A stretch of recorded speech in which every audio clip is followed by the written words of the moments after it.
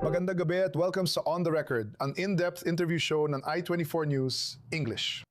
Nagpahinga kami ilang linggo dahil sa digmaan laban sa Iran. Pero ngayon, balik na kami at may mga dapat talakayin. Para mas maunawaan ang kasalukuyang sitwasyon sa tigil putukan at posibleng balik ng operasyong militar, ikinagagalak kong makasama muli sa show si Danny Cetrinowicz.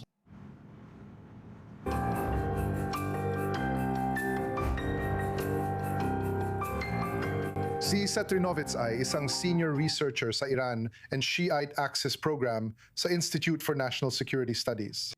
Siya ang dating pinuno ng Iran branch sa military intelligence ng IDF at isa rin siyang non-resident fellow sa Atlantic Council. Danny, salamat sa pagbabalik sa programa. Salamat sa muling pag-imbita sa akin. Kasalukuyan tayong nasa gitna ng isang napaka-hindi tiyak na tigil putukan sa pagitan ng Israel, US at Iran. Pag-uusapan natin yan mamaya pero gusto ko munang balikan ang 39 na araw ng labanan sa pagitan ng mga panig.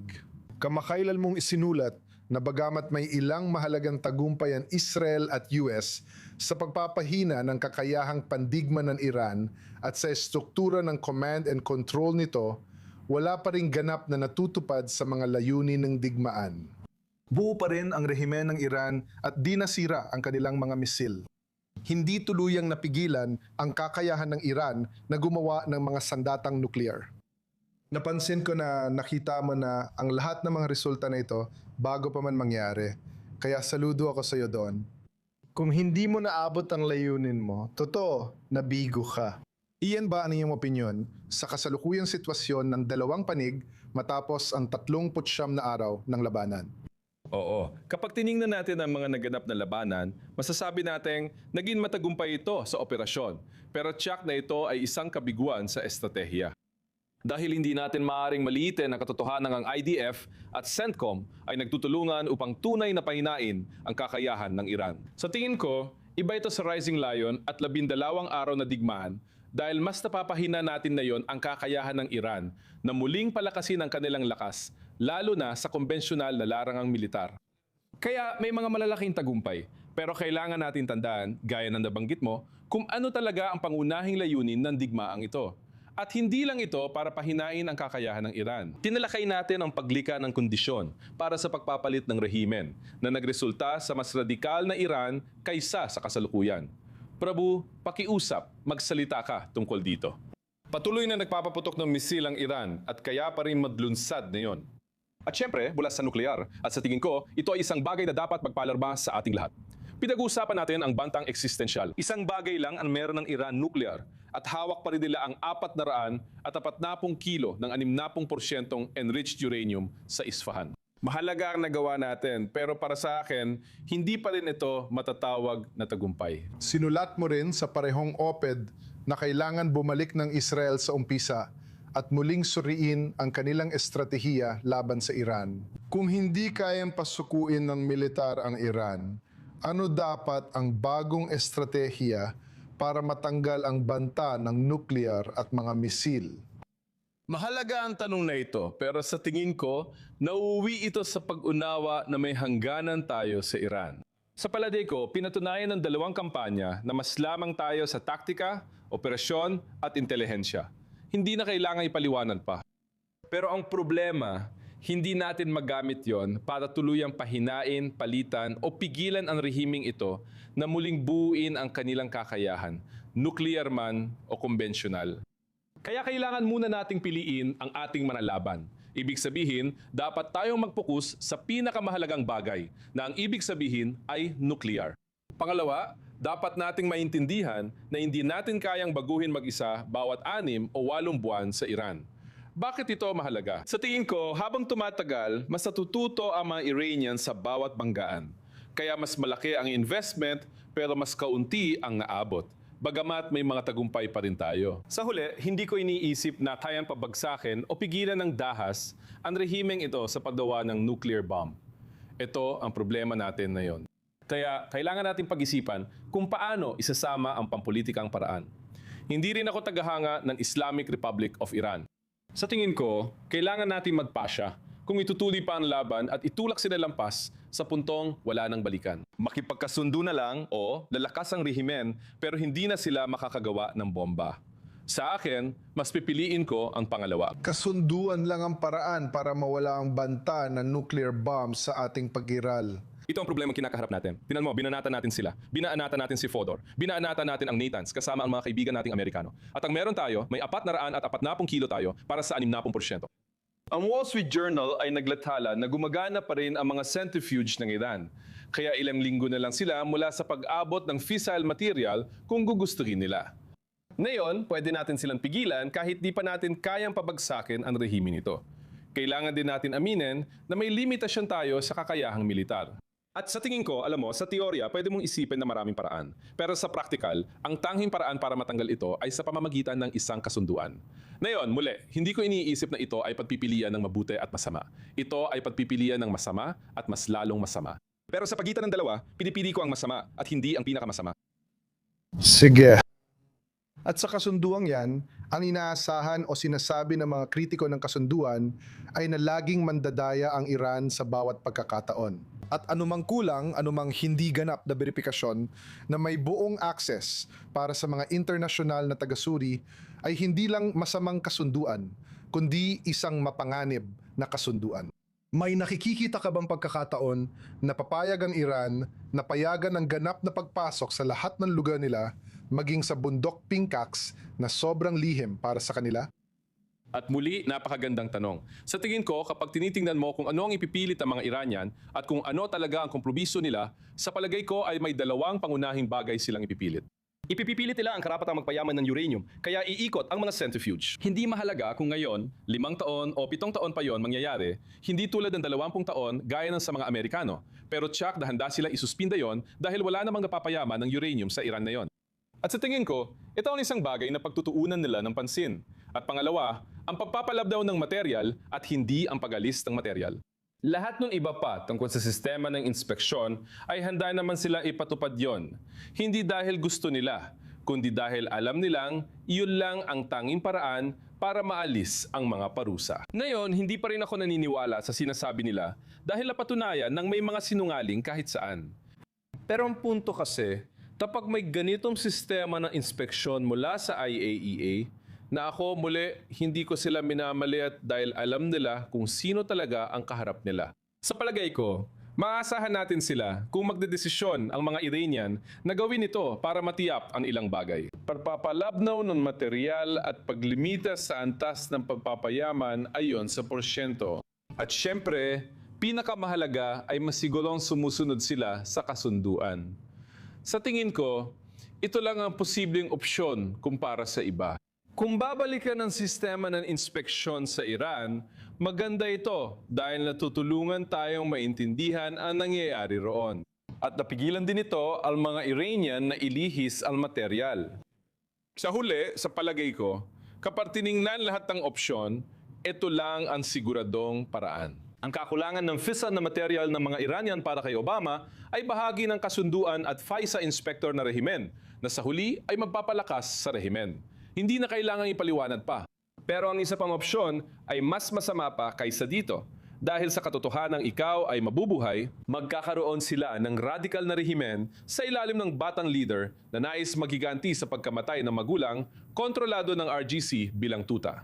Malamang, balak nilang sumugod kay Obama. Kailangan nating pigilan yon sa pamamagitan ng pag-alis ng material sa pamamagitan ng isang kasunduan.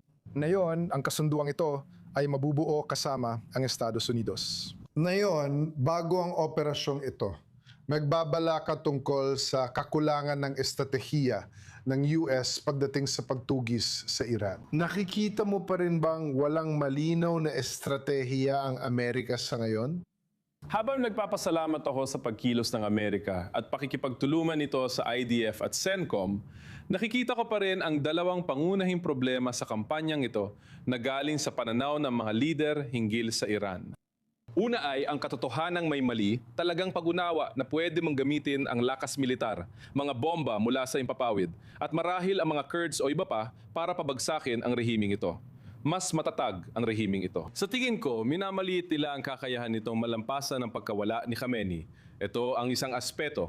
Pangalawang problema natin, hindi talaga kilala ang Iran. Pero iniisip na matatapos agad ang digmaan sa 3 araw. Kapag lumampas ng 3 araw, nagkakaproblema tayo dahil hindi natin alam paano tapusin ang digmaan. Ngayon, mas nakikita natin ang pag-iimprovisa kaysa sa malinaw na estratehiya. Dagdag pa rito, sa tingin ko may isa pang problema sa administrasyon. Nakikita nila ang pagkakatulad ng Venezuela at Iran. Syempre, hindi mo pwedeng ikumpara ang dalawa. Pero sa tingin ko, iniisip pa rin nila yon. Bakit ito mahalaga? Sa huli, kung makikipagkasundo sila sa Iran, kailangan nilang mga taong may alam sa Iran at sa kakayahang nuclear nito. Dahil pagdating sa mga detalye, dun talaga nagkakaproblema. Malaki ang paghangako kay Kushner-Wittkopf sa ginawa nila para sa mga bihag. Pero pagdating sa Iran, dapat eksperto ka sa Iran. Umaasa akong may tamang tao at kaalaman sila para makabuo ng magandang kasunduan sa Iran. Hindi natin alam kung magkakaroon ng kasunduan. Pero kung pipiliin nila ang politikal at diplomatiko na paraan, kailangan nila ng taong tutulong maintindihan ang panig ng Iran. Ngayon, kasabay ng estratehikong kabiguan ng panig ng US-Israel. Dagdag pa dyan, ang iyong inilarawan na mas lumakas at mas naging radical na rehimen matapos ang operasyong pagpuksa sa liderato at particular na ang pagpatay sa kataas-taasang pinuno na si Ali Khamenei. Ipinagmamalaki ng Iran ang estratehikong tagumpay. Ngayon, natiis nito ang patuloy na pag-atake ng 2 pinakamalalakas na Air Force sa mundo. At nagawa nilang kontrole ng kipot ng Hormuz na matagal nang itinuturing na tinatawag na nuclear option ng Iran, bukod pa sa aktwal na nuclear option. At kung mapanatili nila ang kontrol sa kipot ng Hormuz sa mahabang panahon, sa iyong pananaw, may estratehikong kalamangan na ba ang Iran dito? Sa tingin ko, tiyak iyon sa pananaw nila dahil alam nila ang nangyari sa maradigmaan. Hindi sila bulag at alam nilang dumanas sila ng matinding pinsala. Tandaan natin ang pinaka-importanting layunin mula simula, ang makaligtas. Layunin nilang hindi lang makaligtas, kundi magdulot ng matinding sakit para makabuo ng bagong estratehikong realidad, hindi lang basta tigil putukan. Sa palagay ko, iniisip nilang doon na sila papunta. Ngayon, hindi ko rin iniisip na kaya natin pahinain ang rehimeng ito. Para sa kanila, nalampasan na nila ang pinakamasama. Napatay na natin si Khamenei, pero nandun pa rin sila. Gusto ko lang idiin kung bakit sobrang radical ito sa maraming paraan. Bago nagsimula ang digmaan, hindi ang matagahanga ni Ali Khamenei, pero siya ang naging tagapagbalanse ng sistema sa Iran. Alam mo, si Arakshi-Wittkopf ay bumalik sa National Security Council. Ang kalihim ng ugnayang palabas. Bumalik siya kay Ali Larijani ng Supreme National Security Council at nagtayo sila ng tirahan para kay Supreme Leader. Isa siyang tagapagbalanse. Ang puso niya ay laging nasa RGC, pero napaka-pragmatiko niya, hindi sa typical na paraan sa Israel, kundi dahil alam niyang dapat siyang magdesisyon para sa ikabubuti ng kinabukasan ng rehimen. Ito ang dahilan kung bakit pinayagan niya si Wittkopf na makipagkita kay Arakshi at gawin ang lahat ng mga bagay na yon. At nagpasya siya at yun na. Walang sinuma ng maaaring questionin ang kanyang desisyon. Ngayon, may batang leader tayong walang gaanong karanasan na nahalal dahil sa pagkapatay ng kanyang ama. Sa anumang ibang sitwasyon, hindi mahahalal si Mucha Bakhane dahil ang tanging paraan lang kung bakit siya nahalal, ang tanging dahilan ay gusto nilang magkaroon ng pagpapatuloy at dahil na rin sa pagtulak sa kanya ng RGC. Dahil kontrolado nila siya. Napaka-dominante ng RGC. Ang sistema ay napaka-desentralisado. Mahirap na makipagnegosasyon sa kanila ngayon. Kaya naisip namin na yung mga restriksyon ni Khamenei gaya ng 2,000 kilometrong limit sa mga misil at sa kipot ng Hormuz ay wala na ngayon. Hindi naman sila basta-basta gumagawa ng aksyon. Pero mas kaunti na, sabihin na natin, mga checks and balances na yon sa Iran. Kaya ang Hormuz ay eksaktong ganon. Di gaya ng 12 araw na digmaan agad nilang nasakop ang Hormuz. Ngayon, para sa kanila, kasing halaga na ito ng mga misil at nuclear. Ngayon, may usaping pang-ekonomiya rin. Naglalagay sila ng toll booth na sisingil ng mga $2 milyong bawat tanker. Hindi ko alam ang mangyayari. At sa tingin ko, hindi ko nakikita na magkakaroon ng kasunduan na isasara ang kipot ng Hormuz dahil para kay Pangulong Trump, ito ang pinakamahalaga. Ito ang pangunahing bagay ngayon sa kampanya. At kailangan natin tandaan na bukas na ang kipot ng Hormuz bago pa nagsimula ang kampanya. Pero sa pinakaubod ng lahat, sa tingin ko, kung nasaan man sila ngayon pagdating sa mga usaping missile, nuclear at Hormuz, hindi sila magpapakita ng malalaking kompromiso dahil sa isip nila, sila ang nanalo, hindi sila natalo. Kaya gusto kitang hamunin dito dahil ang blockade sa Iran ay maaaring matinding makasama sa kakayahan pang ekonomiya ng rehimeng Islamiko na posibleng magpilit dito na gumawa ng mga konsesyon. Ulitin ko, binibigyang diin kong posibleng mangyari ito. Hindi ba ito ang posibleng nawawalang salik sa pagpuwersa sa Iran? Sa tingin ko, hindi. Ang hindi natin nakuha sa 40 araw ng digmaan ay hindi rin makukuha sa blokeyong pandagat na hindi naman napipigilan ang mga Chinese tanker gaya na nakikita natin na yon. Ipaliwanag ko pa ito. Para sa mga Iranian, ito ay paligsahan ng pagtitiis ng sakit. Naniniwala sila na kaya pa nilang tiisin ang mas matindi. Kapag may isang rehimen na walang pakialam sa mga sibilyan, siya ang may kalamangan dahil alam niya na ang pangalawa at pangatong epekto ng blockade sa Hormuz ay magiging napakabigat na hindi kakayanin ng US sa matagal na panahon. Sa tingin ko, hindi matatag ang sitwasyon. Kaya kung walang kasunduan sa Pakistan ngayong linggo, susunod na linggo o kahit kailan, sa huli. Kung epektibo ang blockade, daganti ang mga Iranian sa pag-atake sa mga barko ng US o mga tanker na dadaan sa kipot. Walang panalo rito, talo ang lahat. Sa tingin ko, mas natitiis nila ang mga bagay na hindi kaya ng US, kaya walang mararating na kasunduan habang may pagharang at alitan. Sa tingin ko, mabilis tayong babalik sa labanan, depende sa mangyayari sa Pakistan. Pero ang sitwasyon ng blockade ay hindi pang matagalan, dahil sa bandang huli, ang alitan ay hahantong sa paglala ng sitwasyon.